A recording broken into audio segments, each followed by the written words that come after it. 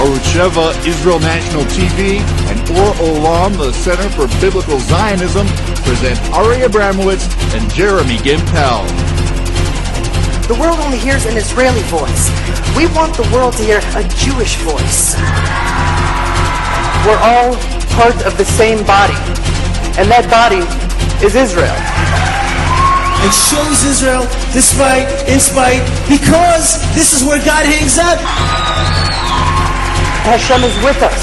He's protecting us. He's brought us to the land of Israel, and we are here to stay. Tuesday nights in Jerusalem are never going to be the same again.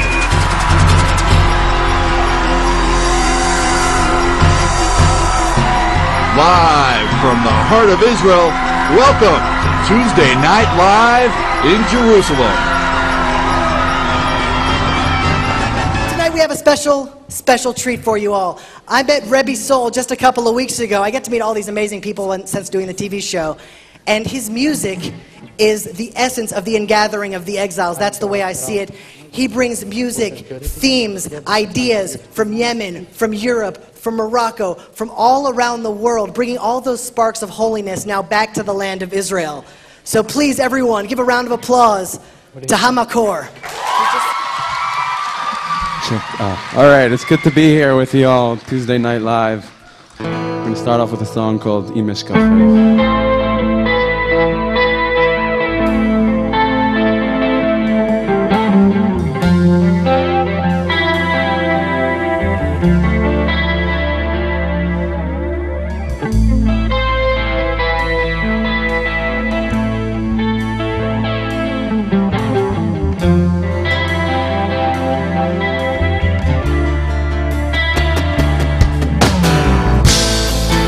אשכחך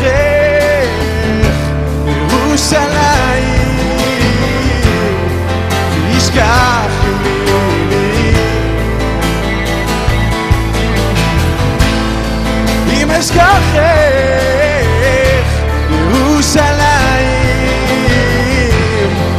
תשכח ממני אם לא אעלה ירושלים על ראש שמחתי אם לא אעלה את ירושלים על ראש שמחתי אם אשכחך ירושלים תשכח ממני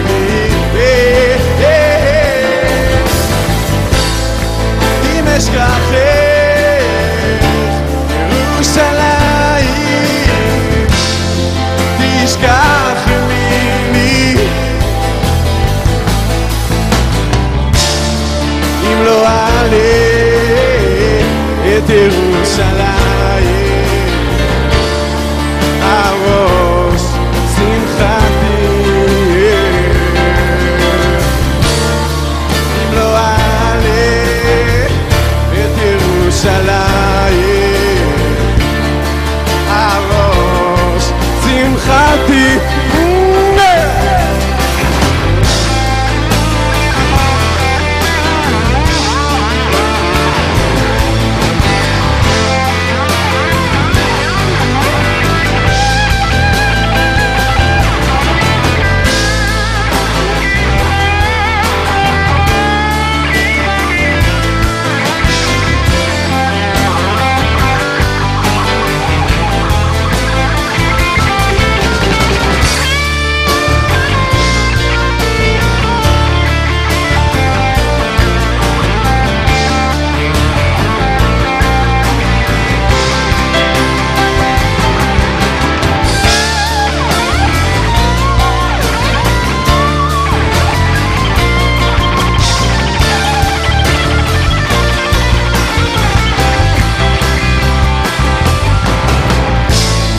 אם אשכחך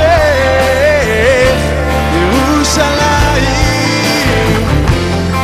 תשכח ממני אם אשכחך ירושלים תשכח ימיני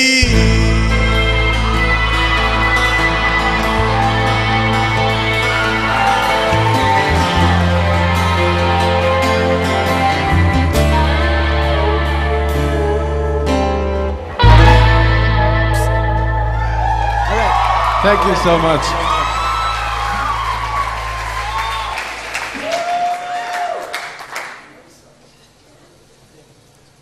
Thank you guys, that was awesome.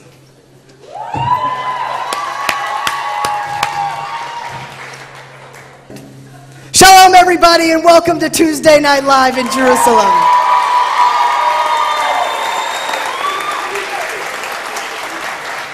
You know, I just got back from my speaking tour and I've been vacillating whether to share this story or not. And Ari said, my wife said, Jeremy, you have to say this story. This story's too incredible. I'm not his wife. He's me and his wife. He's still single, by the way, girls. It's Purim, come on! All right, just teasing. I think he's dating. All right, here's the story. I'm gonna share it with you, and I'll tell you, it's really a very powerful story for me. I hope it's a powerful story for you as well. I was going to be this last Shabbat in Miami. I was invited to speak at a Young Israel. Thank you. And at the last moment, I realized that on Sunday, I had a speaking engagement in Orlando. And originally, I'm like, well, Tel Aviv to Jerusalem, that's just a drive away, same state. How far could it be from Miami to Orlando?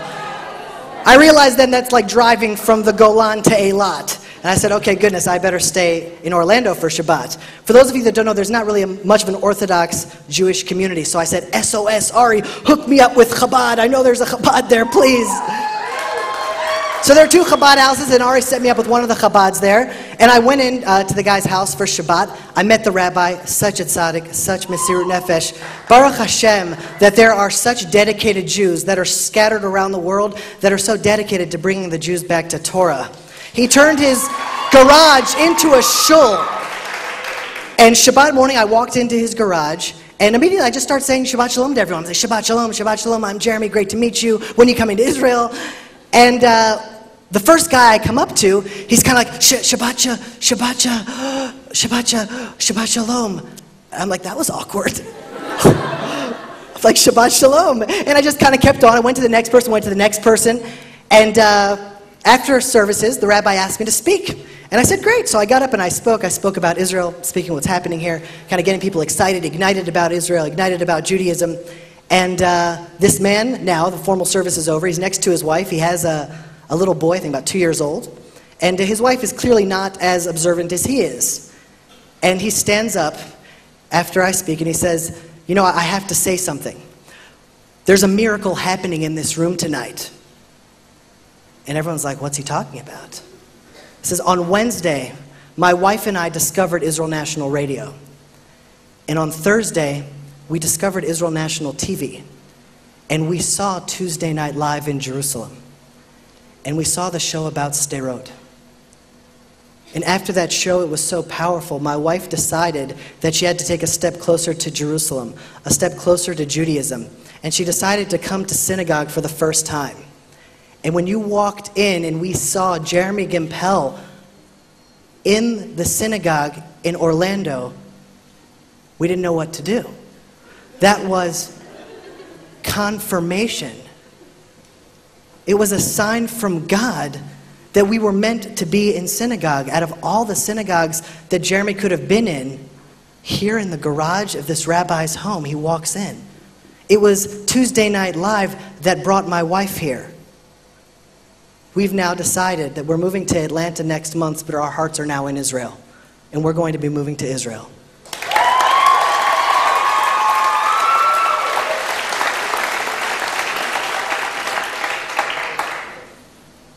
It's powerful.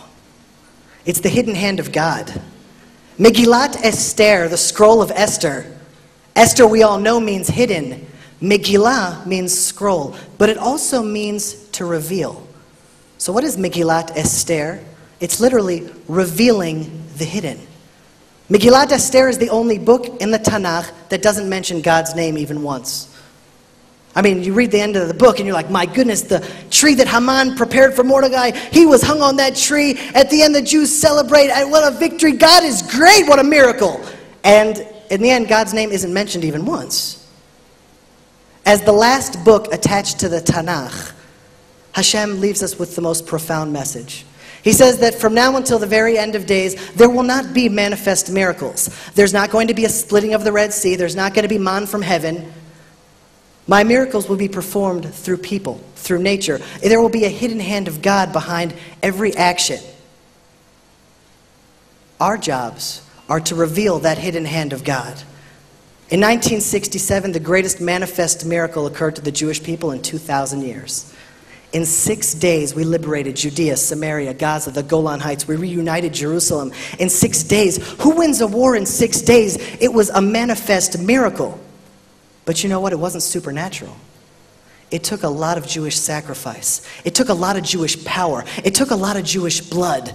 But in the end of the day, the entire world fell to their knees as they saw the power of the God of Israel as he brought his people back to Jerusalem. This show is dedicated to revealing the hidden hand of God and dedicated to the holiday of Purim. So Jeremy is in a garage in some hole in Florida. If you're from Orlando, forgive me. But where is that? Probably wondering, what am I doing here? Am I having any influence? It's Shabbat. My wife and my children are in Israel. What am I doing here?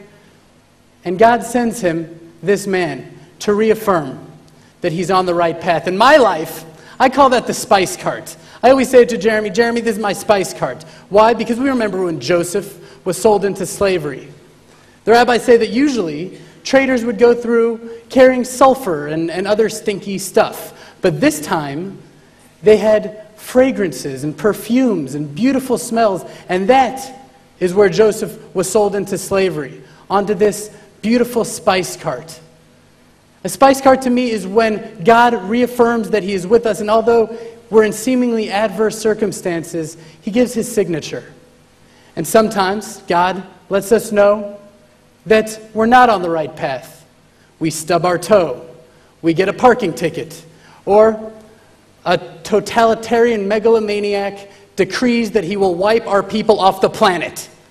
That is the opposite of a spice cart. And, indeed, in the Megillah, that's what happened. Haman declared that man, woman, children, everyone would be killed. And the response, the reaction of the Jews of Persia was so telling. You'd think they would be afraid or angry or sad, but they were nevocha, confused. They were full of consternation. What kind of response? Confusion? That's their response? Because they said, no, there must be some mistake. We are the most patriotic Persians around. We were the first to RSVP for the party that was celebrating our own destruction. We root for all the Persian sports teams. We're Persians. We're not even really Jews. We're Persians of Mosaic persuasion.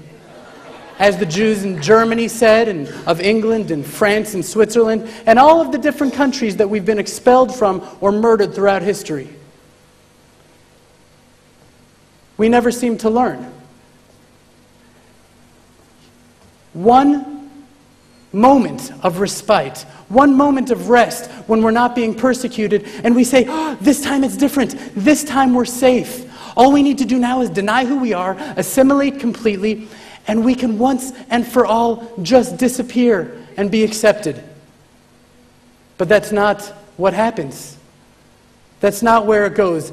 David Horowitz, the editor of the Jerusalem Post, came out with a very interesting and eye-opening article this past week. He was talking about a trip, a delegation of Iranian Jews that came to Israel with a man named Habib El-Ghanian. He was the leader, and he went to Menachem Begin about Jewish education. And Menachem Begin said, you better watch out. Things are stirring in Iran. There's going to be an Islamic revolution, and you won't be safe anymore. And Habib said, oh, please, the Jews there, we're going to be safe. Everything will be okay. The Shah, he'll always be in power.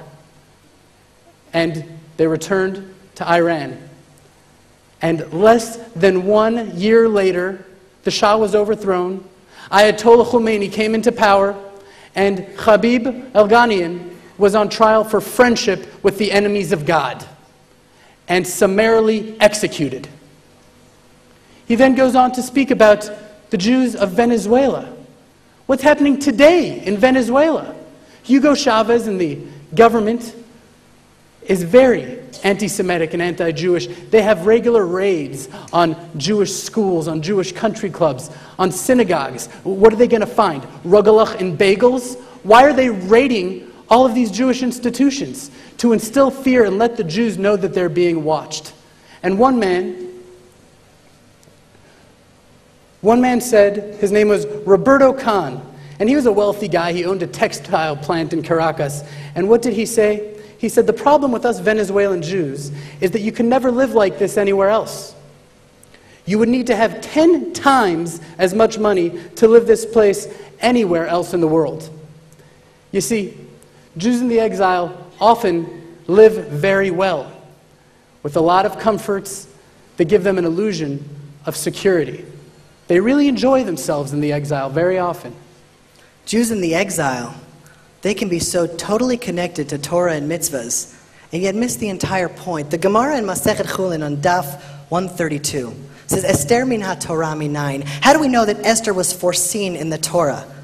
The Gemara answers, Va'anochi aster astir panai bayom ahu. That's a quote from Dvarim 31:18, Deuteronomy. And I will surely conceal my face on that day. Rabbi Nachman brings one of the most profound teachings on Purim with this Gemara. In Hebrew it says Esther twice. In English it's translated as I will surely conceal myself, but in Hebrew it's Aster astir panai bayom hahu.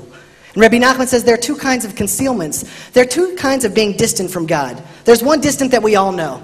When we're in trouble, we're sick, we're in a bad spot, and we're calling out to God saying, God, why are you so far away from me? Help me out. But there's another kind of concealment, and that's to be concealed from the concealment. That's Esther min ha-Esther. That's when you don't even know how far away from God you are because you're connected to Torah and mitzvahs. You're doing the right thing. You're going to Machon Gold. You're doing what you got to do. They did Kedat HaMelech. Kedat HaMelech, the Midrash says that every Jew there, not only were they eating kosher food, but they all had their own hechshers for their wine. He had the OU, he had badatz, and they're sitting at Achashverosh's meal. He's wearing the Kohen Gadol's clothing, drinking from utensils of the Beit HaMikdash. I gave over this idea in Great Neck just 2 weeks ago. And I said, my goodness, these Jews were sitting at a meal, eating their kosher food, proud of their kosher wine, all with their own special hechsherim. They're going to Minyan in the morning. They're doing Daf Yomi in the evening. They are so good. They are so law-abiding. But they're missing the entire point. They're sitting at Achashverosh's meal. The Gemara teaches us that that meal was a celebration. 70 years had passed according to his calculations, and the Jewish people weren't redeemed. And the Jews were now celebrating alongside this giant desecration of God's name. We can be so tapped into Torah, tapped into mitzvahs, and we're so distant, and we're concealed from how concealed we are. Haman didn't come out of nowhere, and Purim is not an isolated incident. It's a theme throughout Jewish history, and Rabbi Nachman says, Purim, it's an auspicious time to wake up. It's a wake-up call to all the Jews that are tapped into Torah, that are going to Machon Gold, to say, my goodness, am I going to Machon Gold, but am I really concealed? And the question is, we all know that the future of the Jewish people, Jewish destiny, biblical destiny, it's not going to unfold in Great Neck, and it's not going to unfold in Queens. Jewish destiny is going to unfold here in Israel.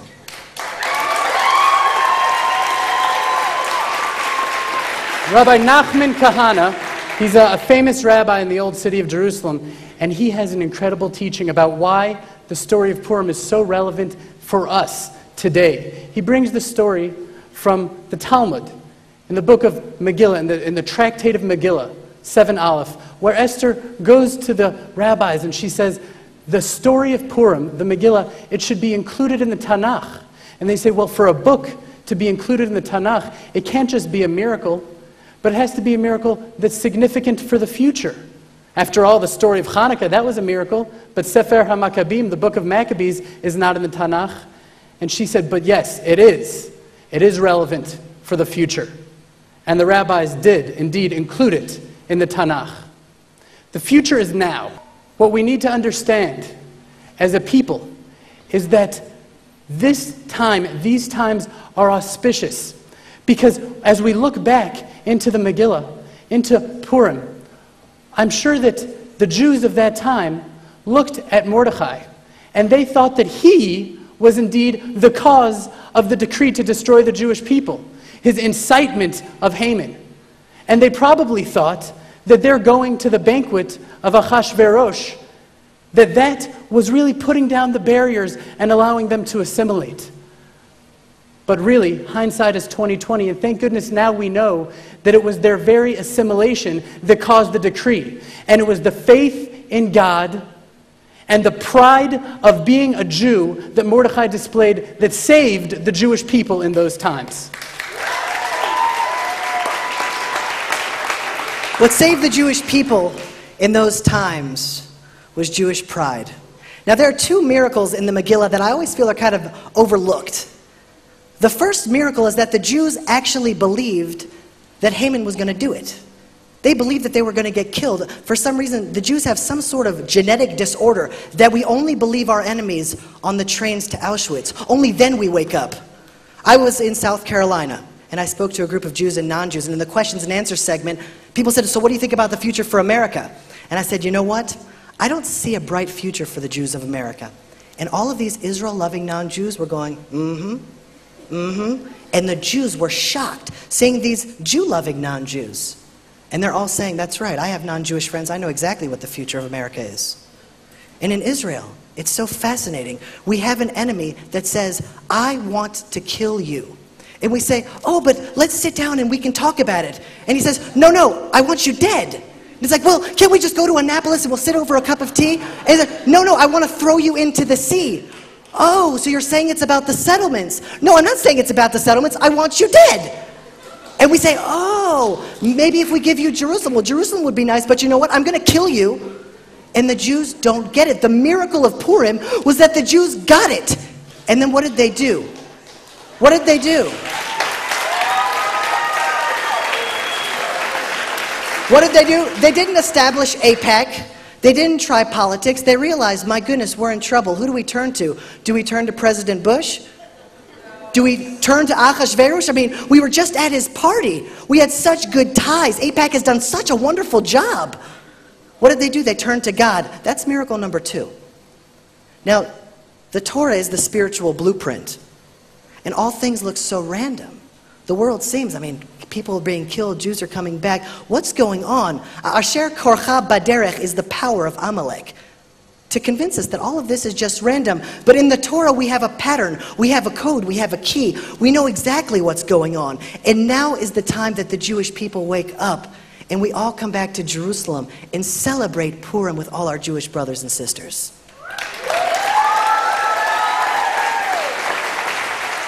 Rebitz and Youngreis, thank you so much for being with us here today. You're with Purim on the horizon, and very soon every Jew around the world reading the story of Purim. What does the story of the Megillah have to teach us as the Jewish people today? I truly believe that Purim speaks to us like it never spoke. If there is any generation that needs Purim, it's ours. The lessons of Purim, the teachings of Purim. Today we have a very serious dilemma. Our nation is in crisis. Terrorism is escalating all over the world. Anti-Semitism is escalating all over the world. What do we do about it? And there is a man who is a neighbor of Israel who actually proclaims openly, without hesitation, that he intends to make a Holocaust. He denies there ever was a Holocaust, but he intends orchestrating a new one to wipe Israel, God forbid, off the map. So what do we do? Where do we look in the Torah? The holiday of Purim. Same agenda, same address. Iran of today is Persia of yesterday. Haman of yesterday is Ahmadinejad of today. Same agenda. Lahashmit, laharag, ula'abed, et kol haYehudim. Haman wanted to annihilate all the Jewish people. What did our fathers do? Was any voice raised on their behalf? Was the UN of all the nations of the world, of all concerned for the Jewish people? Not at all. They were delighted with Haman's plan. Was there any country, any nation, any individual, any person who would have raised his voice on behalf of Israel? No. No one. So how did it happen that we had such a miracle? That overnight, in a second, darkness was converted into light. Tragedy into a magnificent yontif, a magnificent celebration. How did that happen? 2 magic words. Kimu v'kiblu. The Jewish people re-accepted and recommitted themselves to their Torah, to their divine destiny, to their legacy, to the teachings from Sinai. And overnight the miracle occurred. And the darkness became a day of blessing and joy. It's written, Laihudim haita ora v'simcha. For the Jewish people, there was joy and gladness. Simple. 2 words. Kimu v'kiblu. So I would like to say to all our people who are listening, all over the world, let God know that you heard Him, that you care, that you believe, that you understand, that you are coming home, that you are on the way. A little bit more Shabbos, just a little bit more chesed, a little bit more loving kindness, a little bit less lashon hara, a little bit less gossip, a little bit more consideration, a little bit more prayers, a little bit more Torah. Study the book, open it. It's an amazing life, it's an amazing study. It will change you, it will elevate you. That's the message of Purim. Well, as a modern day Queen Esther, do you feel like your name has guided you throughout your entire life? I have no illusions. I'm not Queen Esther. But I do believe that every Jewish girl is a Queen Esther. Because what was Esther's request? As Ani bevakashosi, she said, I seek my people. And I think every Jewish girl, every Jewish woman who truly looks into her heart, who allows her neshama, her soul, to speak to her, will understand that this is our mission and this is our priority. I seek my people. And every Jewish woman has that in her heart, in her neshama, in her soul. The only problem is that, we live in the 21st century that is saturated with materialism, and there's so many voices pulling at us, so much craziness, and we get lost, and we do not have our roots. Somehow we get confused. But once you touch the soul of a Jewish woman, her eyes fill with tears. And once you start speaking emet, truth, a total transformation takes place. Well, there's no question that the heroine of Purim is a woman, Queen Esther. And what is it about Jewish women that they wake up every morning and they pray, She'asani kirtzono, that Hashem made them according to His will? What is so special about Jewish women? So the Jewish woman has a special power. Do you know that in the holy language, in Hebrew, the word emunah, faith, can only be said in the feminine gender because it's innate to the female to be a believer. It says, "B'schut nashim tzidkoniyot nigalu avotenu mimitzrayim." In the merit of the righteous women, where our forefathers redeemed from Egypt. And it is written that even as the first redemption occurred because of the women, so the final redemption will occur because of the women. So, from Haman to Hitler to Ahmadinejad, why is it that so many nations hate the Jewish people? What's the reason for their anti-Semitism? There are 2 aspects to this. At Mount Sinai, when God gave us the Torah, our sages teach us that the word Sinai is a play on the word Sinah, hatred. The moment we became the teachers, the witnesses of God on planet Earth, that moment other nations resented us. Our chosenness has nothing to do with our being better or superior. That's not why we are chosen. We are chosen because we have accepted accountability, responsibility, to be servants of God, to be witnesses to Him. Atem Edai, ye are my witnesses. The other aspect of anti-Semitism is anti-Semitism in a way is here to protect us. Because if not for the fact that the Gentile says you cannot come to my club, you cannot join my club, I don't want you to be a part of my group, the Jew would just dissolve and disintegrate. Because that's the meaning of assimilation. Jews have this weakness for assimilation. They want to be like all the nations of the world. I mean, just consider that today we are losing more people from intermarriage than from the Holocaust. Ask the average Jew, who was the mother of Moses, of Moshe Rabbeinu? He will look at you. Ask the average Jew, who was the mother of Jesus? He'll know it. We have a nation who has expertise in science, technology, marketing, art, music, whatever you want. But ask a Jew about his Torah, and he is totally illiterate. And that's a tragedy. So God takes out an ad in the papers when Jews really shed their Jewish garment and they forget who they are. Anti-Semites invited to remind my people that they are Jews. And in every generation, there are millions who volunteer. Thank you so much. Thank you. My pleasure. We have a special treat for you tonight. One of the funniest men in Jerusalem, people call him Jerusalem's comedian, is here to spice up your life. This is mine. All of us here in Tuesday Night Live in Jerusalem are about Aliyah. Everyone in this room has made Aliyah, not you guys just yet, but you're on the way. And he's here to show us the lighter side of Aliyah, the funnier side of Aliyah, here to spice up our life. So everyone give a round of applause to David Kalimnik. I'm not David Kalimnik, but he's right here.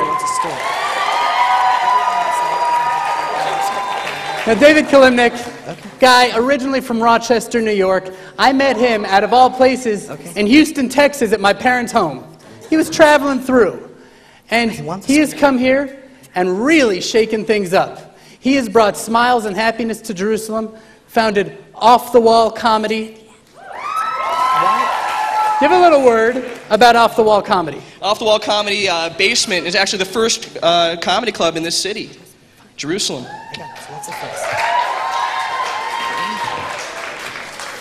Well, so you took comedians, Jewish comedians, which is an insane idea, and you brought them all together to make people laugh. How did you make that work? Because we're Israelis. Israelis. Yeah. All right, well, as an Israeli, make them laugh. Make them laugh. No, guys, I don't know if I'm here to make you guys laugh. I'm here to give a message. I'm here to tell you guys, look out here and I see a bunch of people who made Aliyah and a bunch of heretics. And I have a message for you guys tonight. Do not make Aliyah. Do not make Aliyah. If you're from Atlanta, stay in Atlanta. Do not make Aliyah, guys. Aliyah is not for people from the USA. We all know that. Aliyah is for people from third world countries. And France.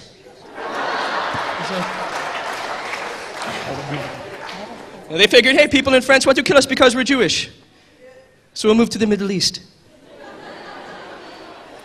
It's a lot safer. As I'm telling you, I moved to Israel. In America, I'm driving a new car. Here I'm driving a Ford Escort 89. I think you understand. I don't think you understand. I'm not the man. I'm such a loser. I feel like such a loser. You know, I'm driving on the road with a car that barely moves. The only time I feel cool driving my car is when I'm driving in the settlements. I'm driving in Beit El. People are like, pshh. What is that? At 89?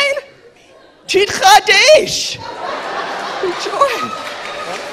Enjoy that, buddy. I mean, it's better than driving in the rest of this country. I'm passing places that make no sense. I was driving past mini Israel the other day. I mean, like Israel isn't small enough. You got to see like half an hour. I've done some thinking about mini Israel for you guys. Done a little thinking. Mini Israel is actually Ehud Olmart's plan for Israel's future.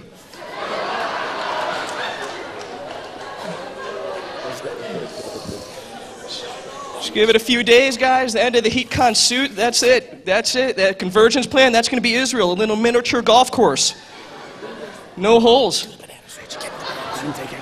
That's going to be our land, guys. But I made Aliyah. And just I got to be honest, I love it. I love it. You know, I had a choice. I knew I had to make Aliyah. I knew it. I knew it, guys. I knew it.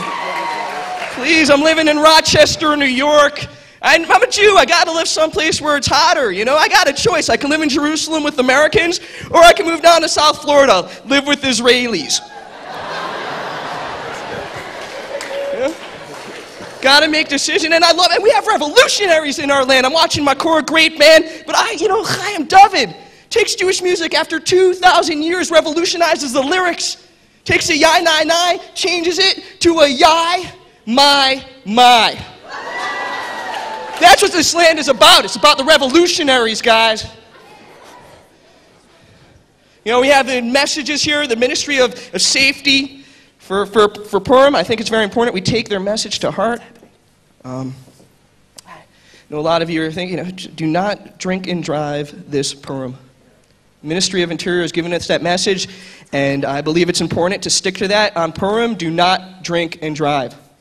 The rest of the year, whatever. But Purim, do not drink and drive. In our country, we have to focus. That is the key. And Purim's coming around, and I know a lot of you guys are parents over here. I see one over there. Do not, let me just put it out here. If you have a little boy, real cute, whatever it is, don't use Purim as an excuse to dress him up like, oh, a little girl. I mean, I know like 10 years later, like, why is our kid living in the village?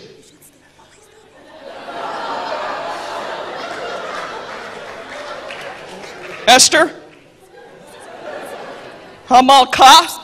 I think he dictated the kid's future.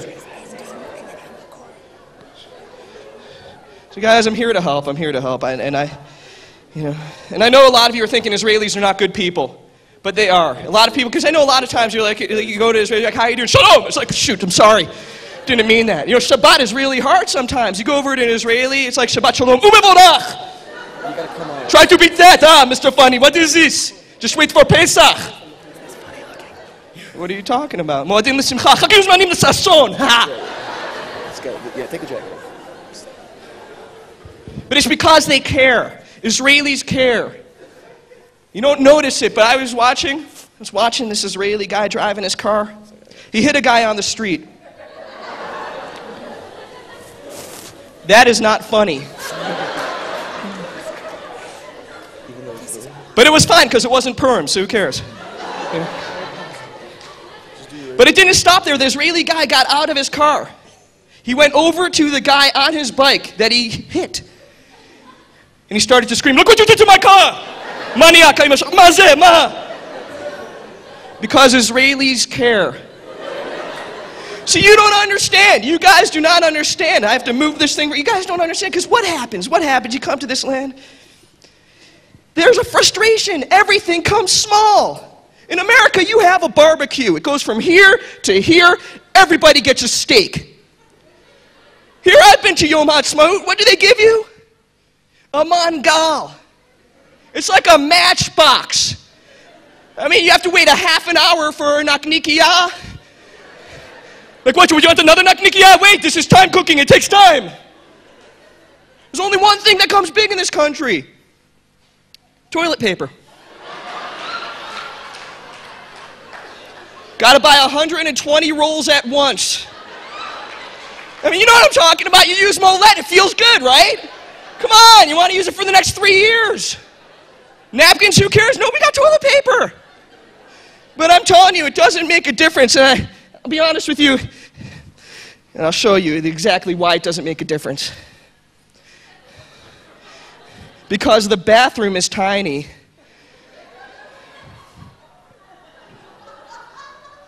And the door, I don't know why, opens to the inside. I'm not lying.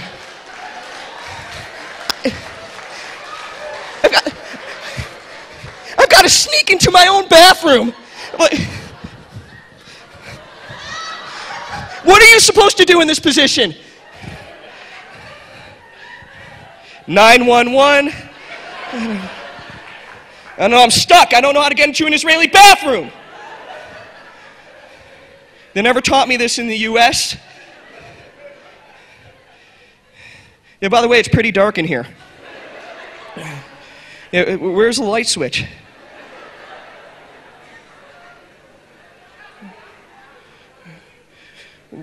Why did you put it in the kitchen?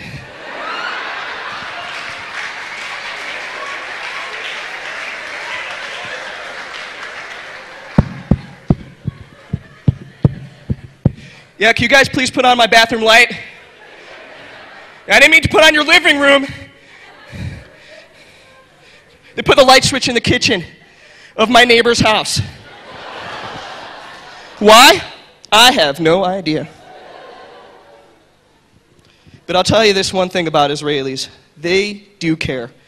And I'll be honest with you, if you ever go to America, like Jeremy trying to run away from the homeland, if you ever leave, and you ever see an Israeli in America, you go to New York, you say, hey, if there was a war in Israel, what would you do? You know what that Israeli would tell you? He would tell you this. He would say, I would go right back to my homeland.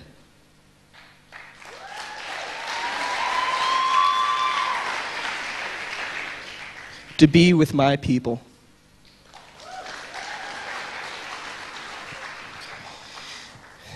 And I personally like to think that if there was a war in Israel,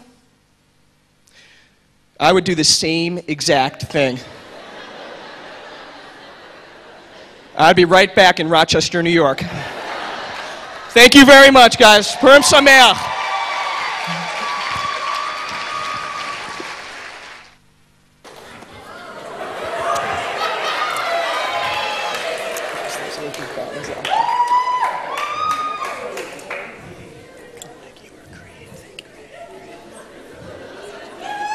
This is not going to happen again, so enjoy it while you can.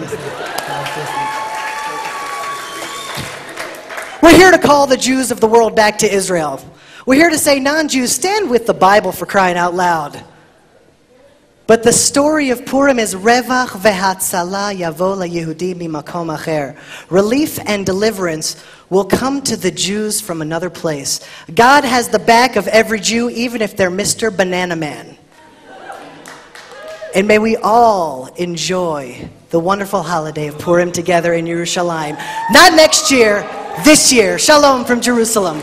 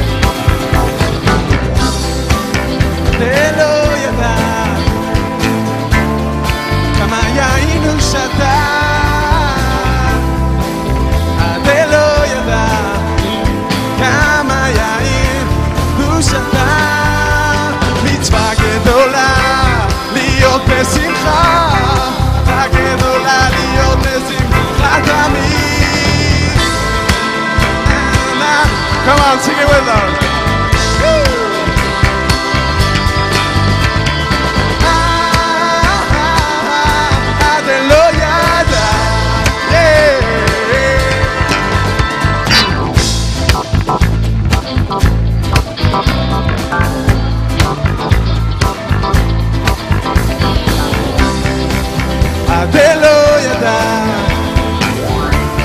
כמה יין הוא שתה עד לא ידע כמה יין הוא שתה מצווה גדולה להיות בשמחה מצווה גדולה להיות בשמחה na na na na na עד לא ידע let's hear it folks